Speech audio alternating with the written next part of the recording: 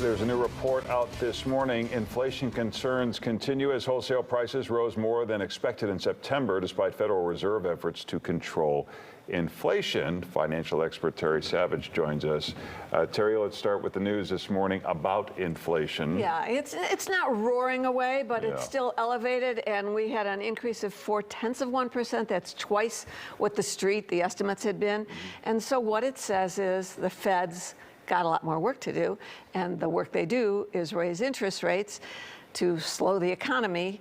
And on the economy side, there's just this concern that, you know, they didn't get it right about transitory inflation. Maybe they'll overshoot and the recession could be severe. But I will tell you, there's some good news in this story for all of you savers out there. It was about 2 weeks ago when I said, wait a minute, someone asked a question about 6-month CDs. The banks haven't been paying you a lot on your chicken money, but U.S. Treasury bills, those IOUs from the federal government that you can buy for $100 minimum, those are now, last time I was here 2 weeks ago, I said it'll be about 3.9%. Today, they're yielding 4.1%. So if you get in on next week's auction where the average rate is set, probably be at least 4%. You never know in advance, but we can tell. And the way you do that is through the same account you used to buy your Series I savings bonds, which pay 9.62%. We'll talk about that in a minute. And that's treasurydirect.gov. If you get lost, go to terrysavage.com. There are links under financial links. Savings bonds, let me make this one last, you get one chance here now, 2 more weeks. U.S. Series I savings bonds, which you can buy, you can't buy more than 10,000 of them, but it's a $100 minimum, are yielding 9.62%. You will get that for 6 months as long as you buy before November 1st when the rates change. I think they'll be equally high, if not higher. And that next 6 months after you get the full 9.62, they'll tack on the new rate. This is for you. If you only have $100 or less, you can buy, but you don't buy them through the bank anymore. treasurydirect.gov. So and there's no risk. There's no risk. Okay. You have to hold savings bonds for at least a year. Should hold for 5 years so you don't have a penalty. Okay. But the 6-month Treasury bills around 4%. You can roll them over when they come due at whatever the rate is in 6 months, or you can have them send the money right back to your account. Beat CDs every day. All right.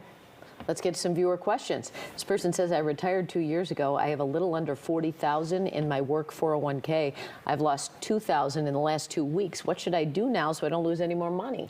Yeah, multiply that by the millions of people. I think I could fairly state there is no one who hasn't lost money in your 401k, and you're going to get those statements. You'll get your statements coming up in the next week or two of the third quarter. It was a particularly bad year so far because even if you tried to be conservative and you bought bonds because you thought they were safe, when interest rates go up, the value of those bonds, lower rates, falls.